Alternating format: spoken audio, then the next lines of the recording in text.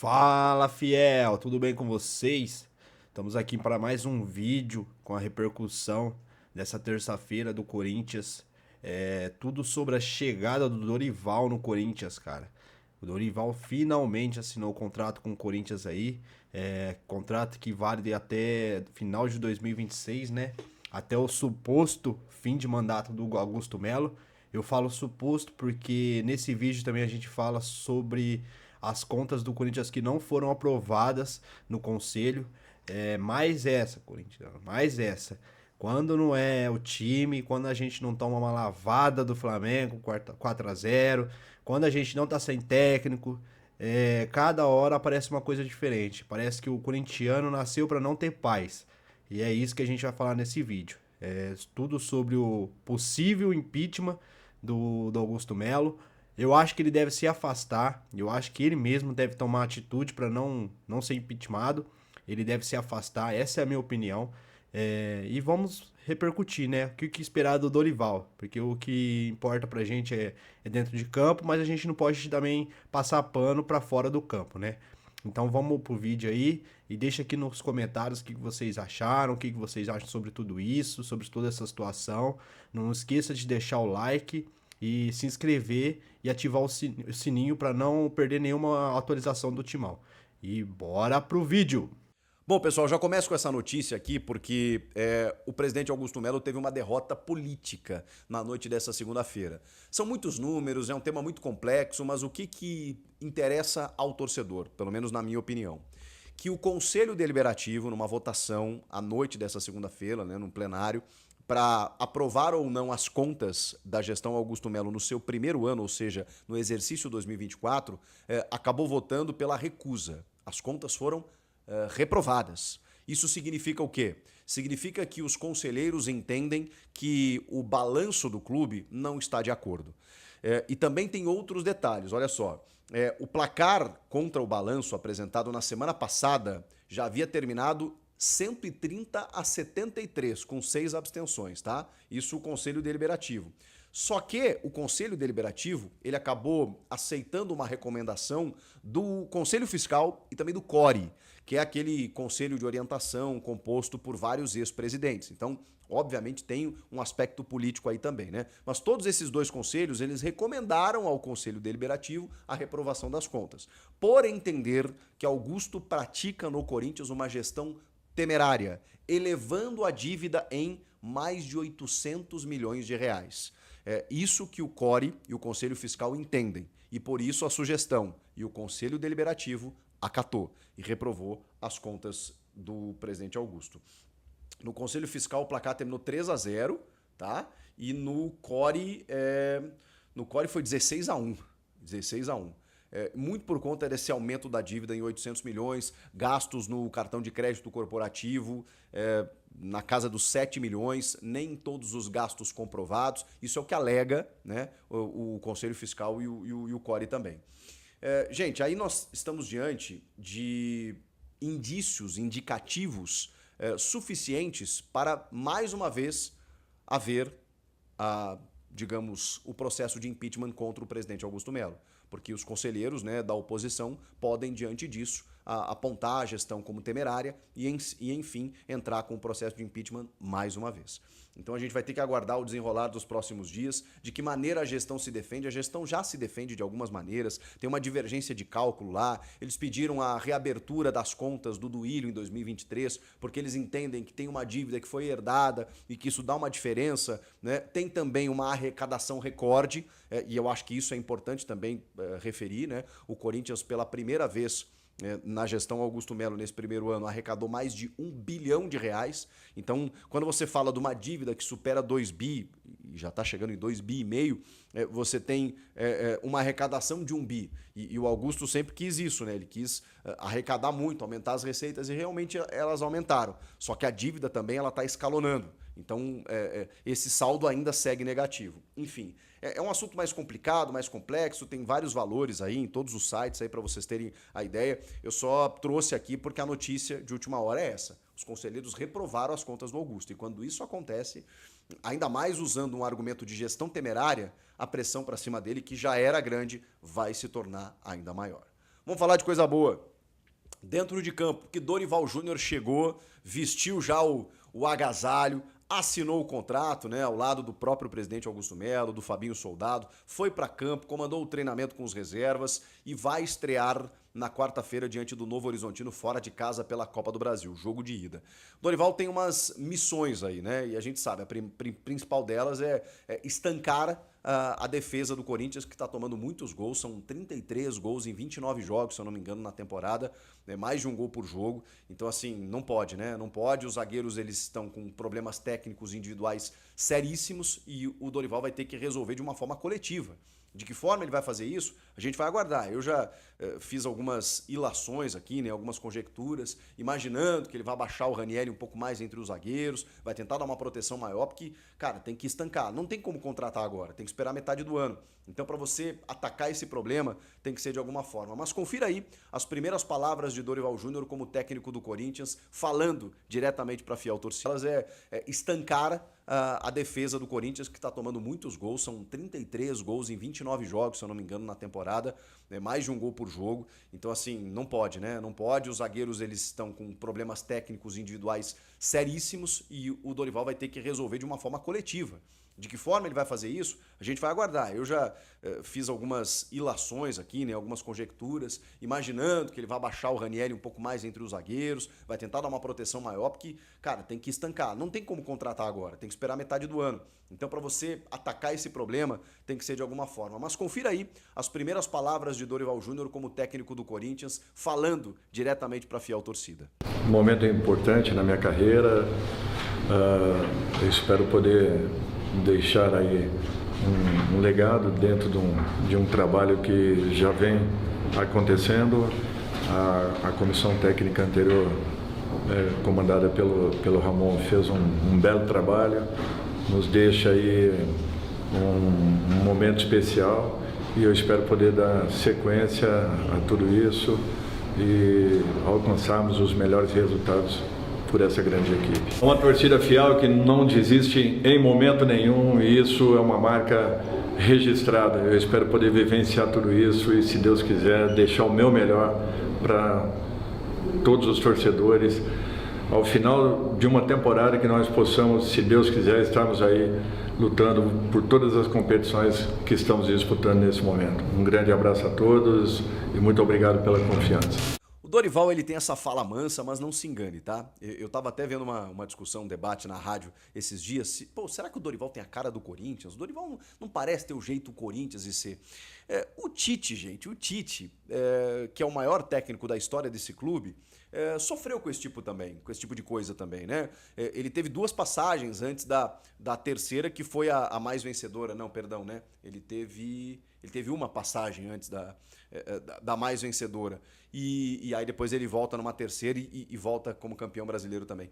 Mas o Tite, ele tinha a tal da titibilidade, né? O jeito de falar mais acadêmico nas entrevistas. A galera no começo torcia o nariz também, né? O Tite não tem muito jeito Corinthians. Até que o Tite, né? É nóis, mano, a favela venceu e tal. O Tite começou a falar palavrão também, ser mais um pouco enérgico na beira do gramado, fala muito pro Filipão, aquela coisa toda.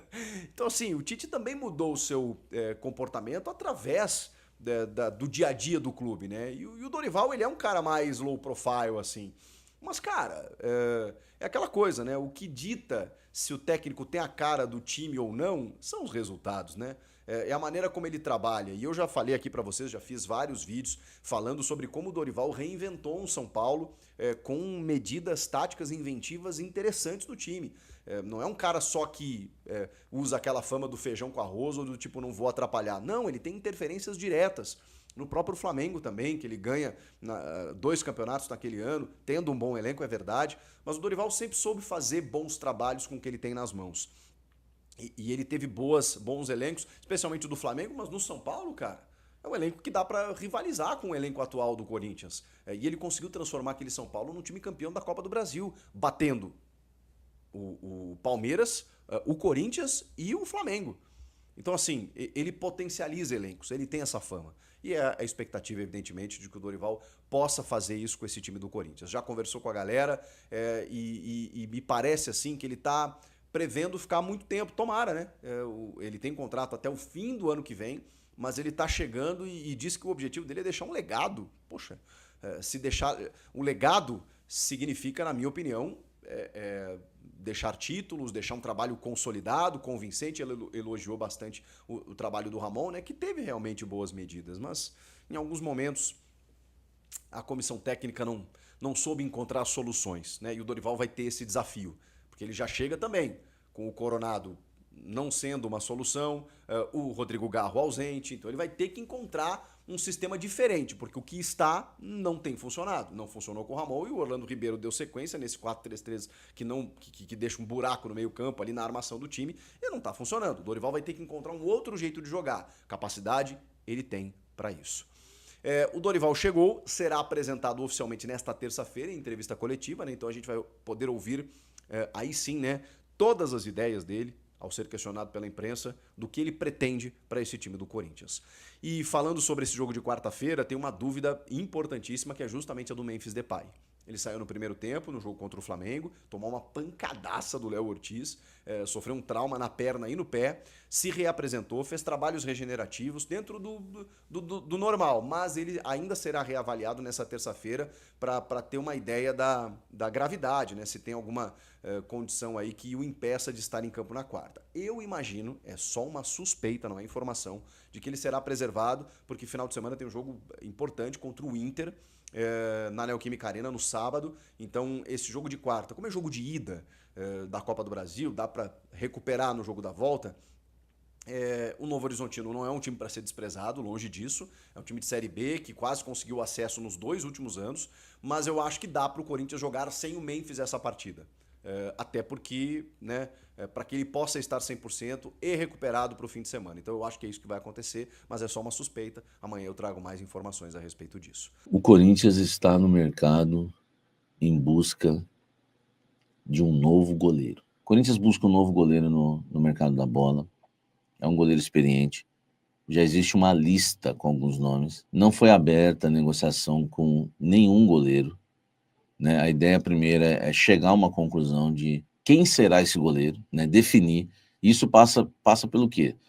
Um goleiro, se for um goleiro experiente que está desempregado, melhor ainda. Um goleiro que esteja desempregado, que o Corinthians só precise pagar os salários, enfim, esse interessa mais. Então o perfil vai ter que ser um goleiro, né, que tenha já uma experiência em clube grande, um goleiro que seja barato, não seja caro, e que esteja disposto a brigar pela posição e inicialmente ser reserva do Corinthians. Pode ser um goleiro que esteja numa situação hoje ruim na carreira, mas que o Corinthians venha acreditar. Pode ser um goleiro que esteja titular num time de menor expressão, que esteja disposto a sair de lá para ser reserva no Corinthians e lutar por um espaço e brigar com o Hugo pela posição, mas a ideia é trazer um goleiro experiente. É uma estratégia antiga no futebol. Eu lembro que eu cobri o Santos em 2006, se eu não me engano, 2007. O goleiro do Santos era o Fábio Costa e o Santos contratou o Sérgio. Então isso já é antigo. Acho que foi coisa do Vanderlei Luxemburgo. Ele trouxe o Sérgio, aquele goleiro que foi goleiro do Palmeiras, lembra? E ele foi lá ser reserva no Santos. Nem jogou, mas estava lá para orientar, se precisar, não sei se jogou, deve ter jogado alguma partida. Enfim, o Corinthians, por exemplo, teve muito tempo o Walter, que é um goleiro experiente também, não era um jovem goleiro, que ficou na reserva do Cássio. Estou tentando lembrar no Corinthians no passado, quando o Corinthians teve 2 goleiros experientes, claro, não vou ter que ir lá atrás, né? Em 1987, o Corinthians teve Valdir Pérez, Carlos, era muito goleiro bom, e o Ronaldo era o terceiro goleiro. Era Valdir Pérez e Carlos, os 2 experientes, e o Ronaldo, o terceiro goleiro. Enfim, isso é uma coisa já do futebol. Então, assim, isso está decidido, tá, gente? Isso está decidido. Isso é um furo do canal Café do Setorista. No meio do ano, vocês vão ver que o Corinthians vai para cima de um goleiro, tá? Vai para cima de um goleiro. Tem essa questão, pô, Samir, não podia usar os moleques da base? Não, eles não confiam. Eles acham que tem que ser um experiente. E tem outra coisa, porque eles não querem um da base. Presta atenção no que eu vou falar agora, hein? Eles querem uma sombra. Eu acho isso bom. Sabe, pro goleiro titular não se acomodar? Eles não querem só um cara que quando o Hugo se machucar, ou se o Hugo for convocado para a seleção brasileira, que essa é a ideia. O Hugo chegar numa seleção brasileira, E aí você vai precisar de um goleiro para repor. Aí já entra um experiente, não tem problema. Eles querem uma sombra, pro cara não se acomodar, entendeu? Lembra que eu falei da lateral? O Mateuzinho. O Mateuzinho vai se acomodar.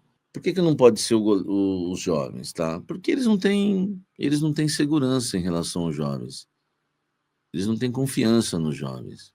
Vamos lá, vamos às alturas dos goleiros, né, do Corinthians. Aliás, hoje quem estava me mandando isso era o meu querido Bórcio, né? Um abraço, meu querido Bórcio. Então, assim, a altura dos goleiros do Corinthians, tá? Eu vou colocar até na tela para vocês. Donelli, tá? Qual a altura do Donelli? 1,89. Donellizinho. Tá aí, ó. Donellizinho, 1,89. Vamos para mais um aqui, vamos para mais um, tá? Deixa o Donelli aí, tá? Além do Donelli, qual que é o outro goleiro que o Corinthians tem? Felipe Longo, tá? Então o Felipe Longo vai ser o segundo. Felipe Longo Fernandes da Silva, 1,89. Quer dizer, o Felipe Longo não é longo, é a mesma altura do Donelli, tá? Felipe Longo tem a mesma altura do Donelli. Vocês estão me ouvindo? Goleiro Hugo Souza. Não, o Cauê. Desculpa, o Cauê. 1,92. Opa, o Cauê é mais alto. Então nós já temos aí, ó, Donelli, 1,89. Longo, 1,89. Cauê, 1,92. E agora nós vamos pro terceiro aqui. Carlos Eduardo Coutinho de Góes, o Cadu, 1,93. Não sei se vocês viram o lance do Cadu contra o Palmeiras, né? Fez um partidaço aí contra o Palmeiras, tá? Então, só para vocês terem uma ideia, ó, Donelli 1,89, o Felipe Longo 1,89, que é a bola da vez depois do Donelli, o Cauê 1,92 e o Cadu 1,93. Esse aqui, para mim, tem que ser o segundo goleiro do Corinthians. Alto, joga bem com os pés, fisicamente até lembra o Hugo Souza.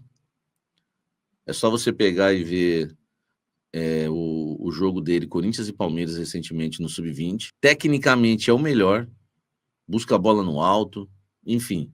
Esse aqui tinha que ser o segundo goleiro do Corinthians. Agora, se o Corinthians quer contratar e quer um novo goleiro no mercado, um goleiro experiente, que esse seja o terceiro. Tá? E depois o Cauê. Trabalha com Cadu e Cauê. Felipe Longo e Donelli negocia, pô. Empresta. Entendeu? Empresta. Eu acho o Cauê muito inseguro, muito duvidoso também. Goleiro que pegador de pênalti, faz boas defesas, mas ele não é seguro. Tecnicamente, ele comete umas falhas terríveis. O Corinthians na base já perdeu alguns campeonatos por causa do Cauê. Por isso que eu acho o Cadu ainda o melhor. E o que eu sei de informação de treino desse menino aqui, que ele dava trabalho para Memphis e companhia lá. Tô falando o que me passam, né? Eu não tô ali no dia a dia do treino. Esses são os goleiros do Corinthians à altura, e eu coloquei para vocês aí. As contas de Augusto Melo estão reprovadas no Esporte Clube Corinthians Paulista, tá? Contas reprovadas, né, de Augusto Melo no primeiro ano de seu mandato, né? Ano de 2024.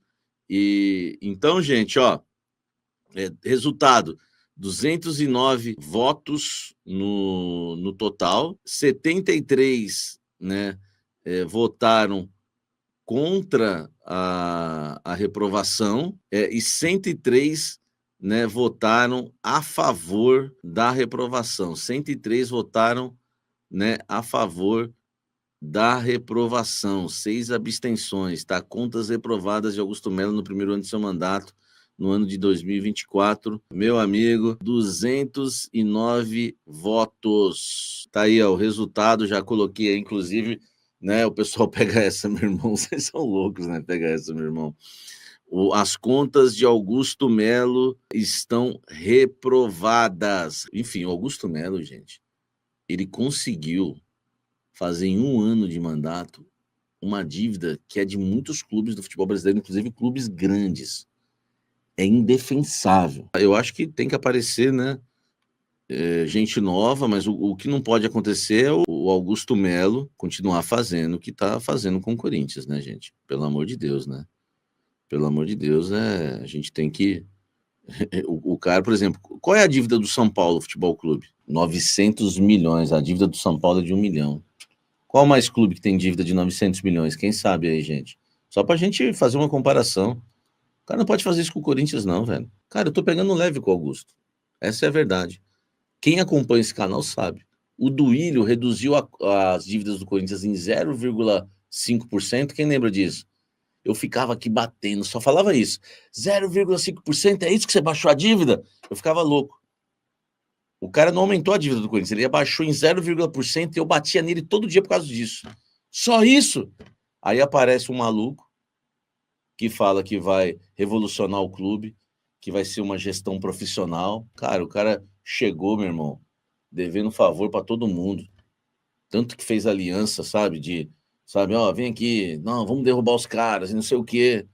E mete uma dívida, digo, devendo favor né, os caras apoiaram na campanha, vestiram camisa, foram lá, entendeu? É complicado, velho, é complicado. Aí o cara chega com uma ideia que vai revolucionar, pô, e mete no primeiro ano uma dívida que, por exemplo, é a do São Paulo. A dívida do São Paulo hoje, em relatório que ainda não será publicado pelo clube, o São Paulo calcula uma dívida de 968 milhões. Olha aí. O Augusto Melo conseguiu,